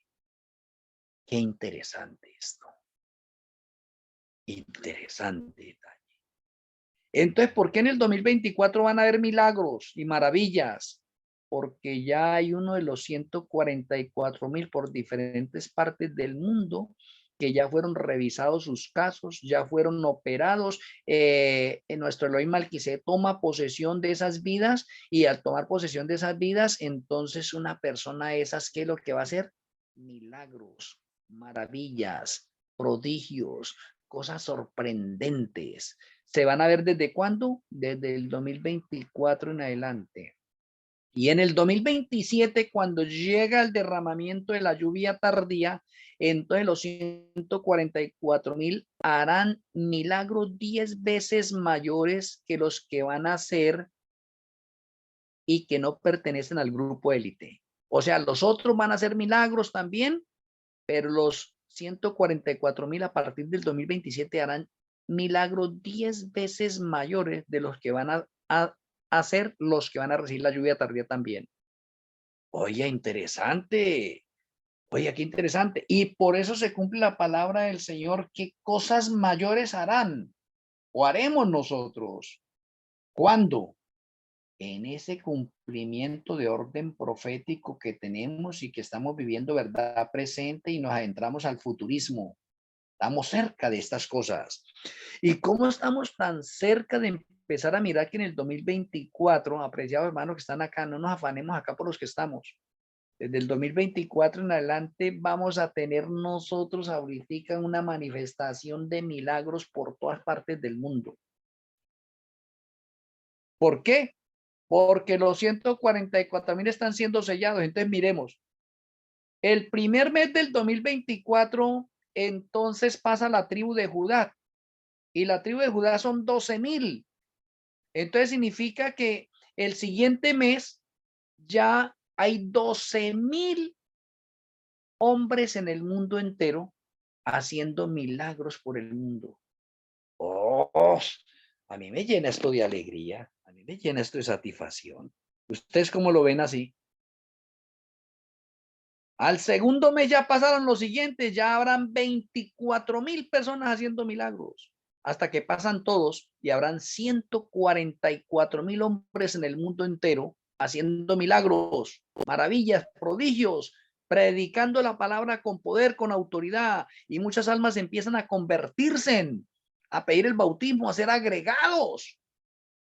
Oye, a mí me parece esto fundamental, importante. Se manifiesta el poder de nuestro Elohim Melquisedec como al 100%. Y esa es la primera etapa, porque la segunda etapa es 2027, donde los 144,000 van a hacer milagros 10 veces superiores a los que van a hacer los que van a recibir la lluvia tardía. Profeta, o sea que el sellamiento de los 144,000 dura un año. El sellamiento de los 144,000 ya se hizo, ocurrió el 6 de Chiván del año 2022, porque el año 2022 es el año de la victoria, es el 8º año dentro del cronograma profético de la fiesta de Sucot para los obreros de la hora undécima. No, Eso sí, es claro. sí, pero como dice que el primer mes del 2024 aparecen la primera tribu de Judá, 12,000 que harán milagros. Es decir, Así. cada mes aparecen 12,000. Esa etapa, ¿cómo se llama? Porque si son 12,000, son 12 tribus y cada mes uno duraría un año ese proceso. Ese Claro, proceso, dura un año, el proceso dura un año, ¿cómo pero a se, medida que van, a los cómo se primeros que van llama? pasando, ¿Cómo es se porque llama ese ya han sido confirmados en el libro de la vida del Cordero. Y como han sido confirmados, es porque Yahshua le borró los pecados del libro de rebeliones y le borró los pecados del libro de memorias, que hay que hacer énfasis en eso. Libro de las rebeliones son los pecados que se cometen en el mundo y libro de memoria son los pecados que se cometen en la iglesia. Hay dos registros diferentes. Porque es que alguien dirá en este momento, si usted se va al Espíritu Profecía, va a encontrar allá en el libro de memorias que allá se anotan cosas buenas y cosas malas, pero no las saben diferenciar. No, pues lógico. Es que en el libro de memoria se anotan cosas buenas y malas de los hijos de Dios en el negocio de Dios o en la iglesia de Dios o en el templo de Dios. Y cuando se sale de ese lugar, entonces se anotan cosas buenas y malas que hacen los hijos de Dios en el mundo o fuera de la iglesia. Por eso tenemos dos registros. Un registro llamado Libro de las Rebeliones y otro registro llamado Libro de Memorias. Eso también hay que dejarlo bien claro, que muchos hermanos irán a aprender, y bueno, ¿y por qué tenemos pecados en dos lados, en el libro de las rebeliones y en el libro de memorias? Pues tenemos que hacerle énfasis en eso. Hay pecados que se cometen fuera de la iglesia y esos son anotados ¿dónde? En el libro de las rebeliones. Y hay pecados que se cometen dentro de la iglesia y esos son anotados ¿dónde? En el libro de memorias. Pero hay cosas buenas que se hacen fuera de la iglesia y se anotan en el libro de las obras buenas. Y hay cosas buenas que se hacen dentro de la iglesia y se anotan ahí mismo, en ese mismo libro de memorias. O sea, el libro de memorias se anotan cosas buenas y malas que hacen los hijos de Elohim en el templo. Por lo tanto, hay dos registros. Por eso es que una persona que se pierde dentro de la iglesia debe recibir doble castigo de una persona que no está en la iglesia. Porque la persona que no está en la iglesia significa que no tiene libro de memorias. Entonces todos sus pecados están anotados solo en el libro de las rebeliones. Entonces el que entró a la iglesia es porque dio el paso del bautismo. Y al dar el paso del bautismo, le borran los pecados que han cometido ahí hasta ese momento, que están anotados en el libro de memorias, queda en cero y se le abre un registro nuevo llamado libro de memorias de ahí en adelante. ¿Sí ve? Y empieza un conteo nuevo. Los pecados que tienen ahí son echados al fondo del mar, no se acuerdan más y el Señor no los trae a memoria. Pero el bautismo para allá, todos los pecados que se cometan, si la persona no los ha abandonado, el Señor sí los trae a memoria. Oye, por lo tanto, el libro de las rebeliones podría convertirse más adelante en un libro de memorias porque el Señor trae esos pecados a memoria. Y dice, usted no los abandonó, entonces yo tengo que darle sentencia. Los trae a memoria. Ejemplo, si le perdonó 500 veces el robo y no abandonó el robo, el Señor dice, no, me tiene que pagar 500 robos que usted hizo. Yo se los perdoné, pero usted no abandonó el robo y ahorita estamos en juicio, entonces le cobro los 500 porque usted no fue capaz de abandonar el robo. Entonces la conclusión es, o usted abandona totalmente el pecado para que la misericordia y la gracia de Elohim lo cubra, la justicia de Yahshua nos cubra, o tenemos que pagar por los pecados que nosotros no somos capaces de abandonar. ¿Vemos la importancia del juicio ahorita así ahí?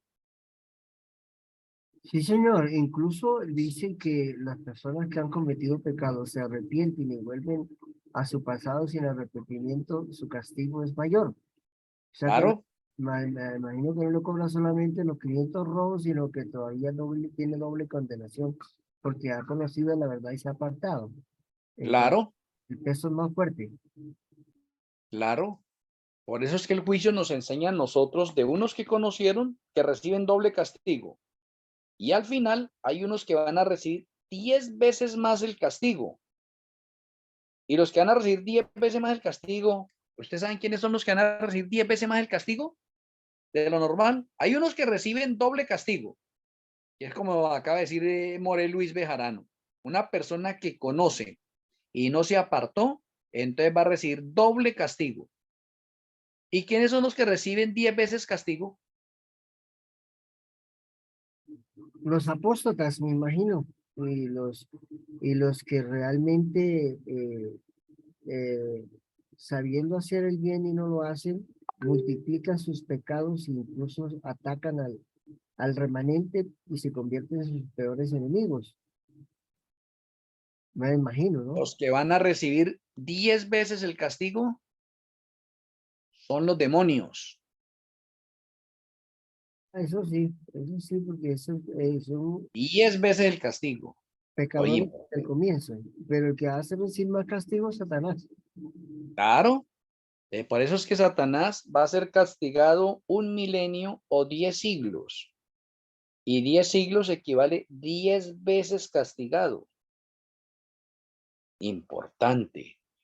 Mire lo que el juicio tiene tanto que enseñarnos el juicio. Es importantísimo que nosotros, por eso en esta verdad presente, nosotros aprendamos todas estas cositas para que cuando nosotros hablemos con las personas y les hablemos así como le estoy hablando yo a ustedes, espero que ustedes también lo lleguen a hablar así de esa manera, con ese poder, con esa autoridad, eso cala y nuestro Elohim Malquisedec nos apoya, nos aprueba, nos coloca las palabras precisas, adecuadas, firmes.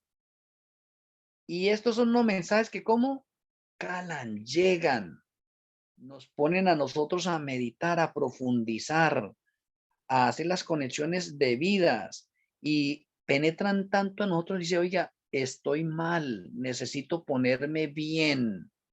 El juicio está que me coge a mí y también yo voy a recibir de pronto castigo, de pronto porque mire, tengo estas fallas acá y necesitamos que en el juicio no se nos encuentren fallas, que nosotros estemos haciendo el esfuerzo de no pecar en nada, nada es nada, porque el juicio es serio. El juicio, mejor dicho, en el juicio hay una cosa importante y está en nuestro Elohim Malquisedec.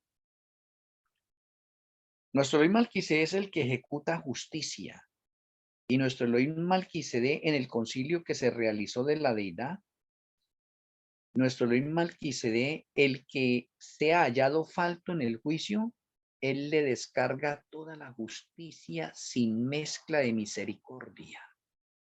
Oiga, Tremendo eso. Por eso si Yahshua no lo ha cubierto con la justicia, con la justicia de él, entonces la persona tiene que enfrentarse a la justicia que va a descargar nuestro Elohim Malquisedec. ¿Y cómo será eso? ¿Cómo cree que podrá hacer eso? Eso es lo que se llama muerte segunda. O sea que Malquisedec va a descargar justicia en ese momento sin mezcla de misericordia. Pero usted no nota que en el santuario usted encuentra que en el santuario hay justicia y hay misericordia. Claro. ¿Y quién da la justicia y misericordia? Pues Elohim. Pero es que hay que saber identificarlos. Malquisedec es el encargado de la justicia y Yahshua es el encargado de la misericordia. Oye, interesante. Entonces, vea qué importante. O sea que Malquisedec es el que nos cubre con su justicia para que cuando ejecute la justicia Malquisedec no nos caiga a nosotros. Oye, qué interesante eso. Entonces el Señor nos va a aceptar o el Padre nos acepta como hijos e hijas amadas. ¿Y cómo nos acepta? Por pura gracia, porque no lo merecíamos. ¿Y por qué nos acepta? Por el trabajo que hizo nuestro Elohim Malquisedec y nuestro Elohim Yahshua por nosotros. Si no fuera por ese trabajo, el Padre no nos acepta como hijos. ¿Comprendido?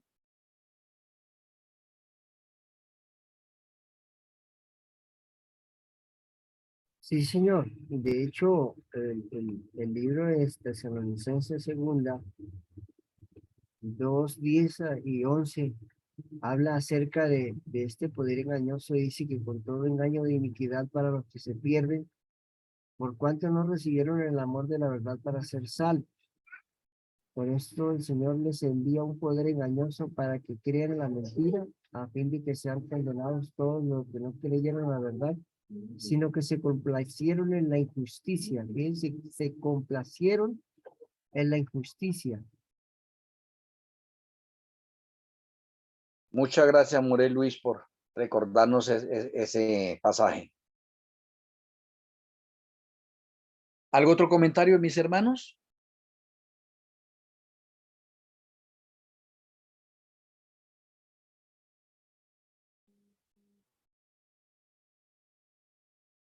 Muy bien. Nos quedan 17 minutos. Si no hay otro comentario, entonces quisiera recapitular un poquitico sobre la primera etapa del juicio de los vivos, que es para los 144,000. Y vamos a hacer de cuenta que nosotros vamos a revisar los libros de los 144,000. Entonces preguntamos, aunque los 144,000 ya están ungidos y ya son el ejército élite en este momento, son el ejército élite. Al revisar los libros, ¿vamos a encontrar pecados de ellos? Sí. ¿Dónde encontramos los pecados de ellos? En el libro de Rebeliones. ¿Qué pecados encontramos allí? Los pecados que han hecho fuera de la iglesia. Y vamos a encontrar pecados ¿en dónde? En el libro de Memorias. ¿Cuáles? Los que han hecho en la iglesia. Pero ellos ya han tenido un recorrido de abandono de pecado en ese momento. Han vencido, ya son vencedores, a pesar de que están manchados, ¿sí? No merecen ir al cielo. Por eso es que al revisar los libros, Yahshua ve que ellos están ungidos o que ellos están llenos del Ruach HaKodesh o que el Ruach HaKodesh ya vive en ellos. Esa parte. Entonces, Yahshua, ¿qué es lo que hace?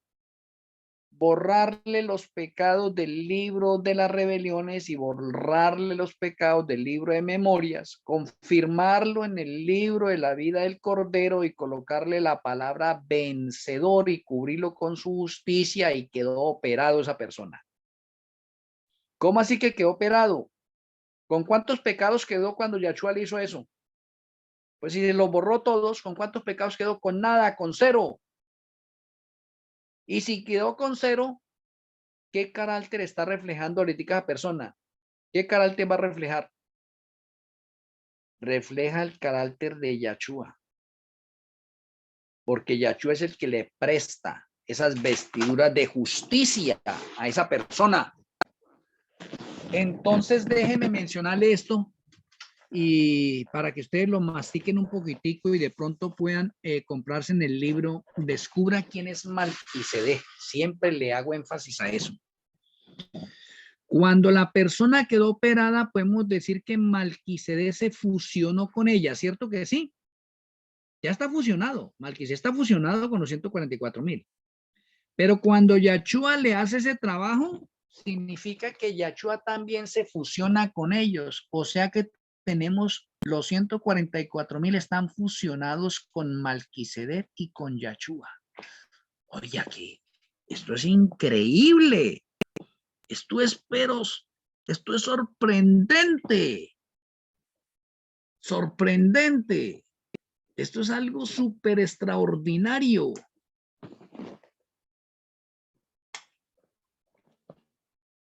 Esto es magnífico. Esto es una fusión tremenda que hay allí. Oh. ¿Y por qué es que se necesitan dos testigos? Porque cuando Yachua los presenta al Padre, ¿qué es lo que ve el Padre en esas personas? Ve a Yachua y ve a Malquisedec. Y dice que no, tráigalo. Son idénticos a usted.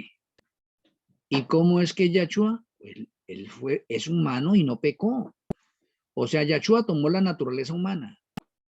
Entonces él es el ejemplo, él es la meta a seguir. Es un Elohim que toma la naturaleza humana. Ah, interesante. Ahora tenemos a Malquisedec, que ahora se fusiona en la naturaleza humana. Por lo tanto, tenemos a Malquisedec y tenemos a Yachua en ese momento utilizando la naturaleza humana para elevarla a la naturaleza divina y hacer de la raza humana, este planeta Tierra, una super raza que no existe en el universo. Oh, es que esto es maravilloso, por eso ojalá que ustedes puedan comprar ese libro, Descubra quién es Malquisedec, y estoy haciendo planes para sacar una segunda versión sobre Malquisedec, hacer otros agregados hermosísimos que hay sobre Malquisedec. Esto es maravilloso. Y todo esto a la luz de ¿qué? Del santuario, de las sagradas escrituras. Entonces uno se goza cuando uno hace estos estudios, estas investigaciones, cuando uno profundiza cabalmente y cuando uno puede mirar cómo dos Elohines se interesan por la naturaleza humana. Eso no quiere decir que de pronto el Padre no esté interesado también, sí, pero el Padre en este momento juega un papel de juez general. Por eso es que tenemos que el Padre le delegó de pronto ser juez a Yachua también, pero a pesar de que le delegó, el Padre es el que supervisa y mira la obra que están haciendo esos dos testigos. ¿Cuáles son los dos testigos? Malquisedec y Yachua, que pertenecen a la divinidad. Y se necesitan dos testigos en ese momento para que el Padre pueda decir sí, lo acepto. Y ahí tenemos los dos testigos trabajando. Los dos ungidos, los dos Elohim, trabajando ¿por qué? Por la raza humana. Qué trabajo tan magnífico. Y todo visto ¿a qué? A través de la luz del santuario. Oye, el santuario sí nos abre mucho los ojos, realmente. El santuario nos despeja a nosotros la mente y nos introduce a nosotros a cosas maravillosas, lindas, hermosas. Y cada vez que nosotros estudiemos cada vez más esto, el pecado se va haciendo más horrible, más abominable. Vamos haciendo ya a un lado, nos fastidia y ya andamos en una atmósfera de santidad a nuestro alrededor. Y aunque estemos en un mundo de pecado, andamos en santidad. Y si nuestros casos pasan ahí en ese momento ya a revisión y somos operados y somos confirmados en el libro del Cordero, hoy maravillas y prodigios se van a producir en nuestras vidas para honra y gloria de Elohim. Oye, a mí me parece esto maravilloso lo que está por suceder. Estamos escasos mesecitos de empezar a ver cosas maravillosas. Maravillosas. ¿Y por qué? Porque necesitamos entender el Yom Kippur de los vivos, necesitamos entender el Yom Kippur de los muertos, necesitamos entender el Yom Teruah, necesitamos entender todas estas cosas de la verdad presente, necesitamos entender los libros, necesitamos entender el trabajo que realiza Malquisedec, el trabajo que realiza Yahshua, la parte que estamos involucrados nosotros, este problema del pecado, nosotros necesitamos por uno y por otro lado mirar el conflicto que hay. Termino con esto para dar un abrebocas para mañana los que van a estar en la clase del seminario de meditación. En nosotros se nos ha enseñado que nosotros tenemos dos naturalezas y es verdad, pero ya para que hacer un adelanto y un abrebocas para mañana, nosotros tenemos dos yo. Hablaba con mi esposa y decía, nosotros tenemos el yo humano y nosotros tenemos el yo espiritual. Y esos dos yo también pelean por la supremacía.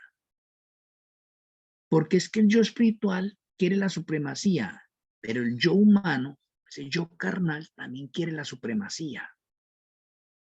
Entonces, como hay una guerra continua entre esos dos yo y están en nosotros, entonces nosotros tenemos ahora una decisión, una elección que hacer. Y de pronto a veces nos cuesta ahorita y nos costará a nosotros mucho poder dominar al yo carnal. Y cuando empezamos a dominar el yo carnal, lo podemos hacer mejor a través de la meditación. Vea qué lindo, qué hermoso. Entonces nos queda más fácil en esa área. Ahorita de pronto, bueno, ese de pronto que sea un abrebocas para los que vamos a estar ahí. Y de antemano, pues quiero mencionar, mañana lo vuelvo a repetir, las personas que fallen 2 veces a ese seminario, no lo volvemos a admitir en esa clase, de ese seminario de meditación. Pueden estar en el de en este otro, pero en ese otro no lo admitimos más, porque vamos dándole orden a eso, a este aspecto. Y ya de pronto cuando ya el Eterno me permite estar en Colombia, ya en estas clases de escuela de profecías, las personas que fallen 2 veces tampoco pueden estar en esta clase, tampoco. Los excluimos como un colegio, una escuela. No, usted reprobó esta otra parte hasta que empecemos otra serie, otro seminario, puede volver a ingresar. Mientras tanto, usted perdió este año o perdió este seminario. Para que nosotros le demos el valor necesario a esto. ¿Sí ve? El Señor nos ha mandado todas estas enseñanzas a nosotros. Entonces, como el juicio, prestémosle más atención. El juicio merece solemnidad, respeto, seriedad, un inventario de nuestra vida, no cosas superficiales, porque está en juego la salvación. Y si está en juego la salvación, esto es para ponerle cuidado, esto no es para que nosotros estemos jugando con esto, que sí, que hoy quiero, mañana no quiero, que sí, si el Señor me responde esta oración o me presenta un ángel o me da una revelación, entonces yo lo hago, mientras tanto no, sigo en esta parte de juego, no, el Señor nos ha mandado demasiada luz, tenemos demasiada luz en este momento, lo que tenemos que hacer ahorita es asimilarla, ser obedientes. Y si nosotros somos obedientes, entonces vamos a seguir en la bendición del Señor, en su presencia. Si no, mis apreciados hermanos, seguiremos en esta especie de juego. Y para eso está el santuario, para eso está ahorita el juicio. El juicio nos entra a nosotros en un temor, en un respeto, una reverencia, mejora las cosas del Eterno, porque está en juego, son nuestras vidas, nuestra salvación. El Señor nos va a poner a decir, oigan, le voy a dar otros 10 años más a usted de espera. No, el Señor ya trazó su plan. El plan de salvación es un itinerario de fechas y no me cansaré de decirlo. El plan de salvación es un itinerario de fechas de principio a fin. Las Sagradas Escrituras es, digamos, un abrebocas del plan de salvación. Las Sagradas Escrituras que tenemos acá, digamos, es la parte básica del plan de salvación. O sea que aquí tenemos nosotros la parte básica del plan de salvación. Pero en ese libro llamado Plan de Salvación está todo estipulado completico con fechas. Acá en la palabra que tenemos nosotros no tenemos la fecha, pero en el Plan de Salvación sí está especificado allá la fecha precisa, porque el Plan de Salvación es un itinerario de fechas de principio a fin.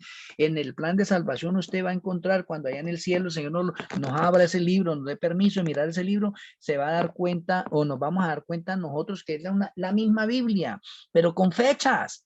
Allí usted va a encontrar en Génesis y entonces va a encontrar allá, usted en Génesis ya fechas precisas, específicas, claras. Dice la creación del mundo fue el 22, el día 22 de la cuarta semana del séptimo mes del año 67 en la eternidad pasada. Va a encontrar fechas precisas. La entrada del pecado ocurrió acá. ¿Sí ven? Todo es de fechas precisas hasta el fin. Ahí está detallado eso. Por lo tanto, esto que tenemos nosotros como la Torá, las Sagradas Escrituras, la Biblia que tenemos nosotros es la parte básica del plan de salvación que el Señor nos lo dejó y nos lo dejó con figuras, con símbolos, señales y algunas fechas, pero no están todas. Pero en el plan de salvación, en el libro que se encuentra en Apocalipsis 4 y 5, revelado allá como el plan de salvación, libro, el plan de salvación es el libro sellado con 7 sellos allá, que no lo puede abrir sino solamente el Cordero, es el libro. Ese libro es un itinerario de fechas de principio a fin y nos vamos a gozar. Que aquí el Eterno nos ha permitido y por revelación nos ha permitido un poco de estas fechas ahorita para el final y podemos decir que nosotros somos el remanente de las fechas. Así como coloco de pronto a veces unos artículos, profeta las fechas.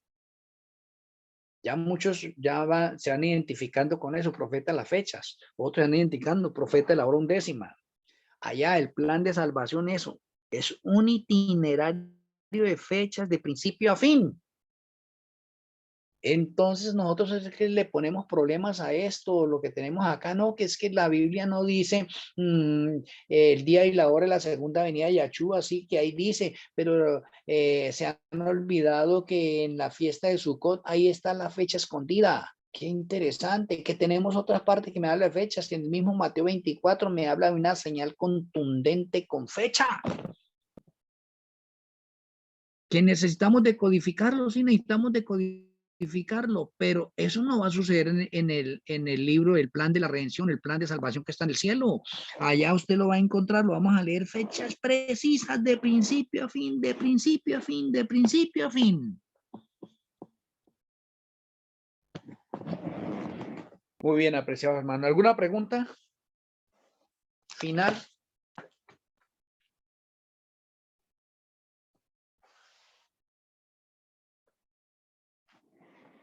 Bueno, muchas gracias por la enseñanza y esperamos que nos reunamos más en la próxima clase y compartir en el transcurso de la semana.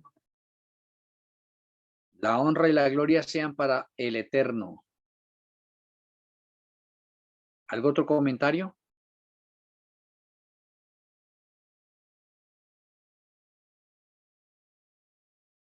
No hay más comentarios, entonces voy a pedirles a cada uno de ustedes que nos coloquemos de rodillas para darle gracias al Eterno por esta clase.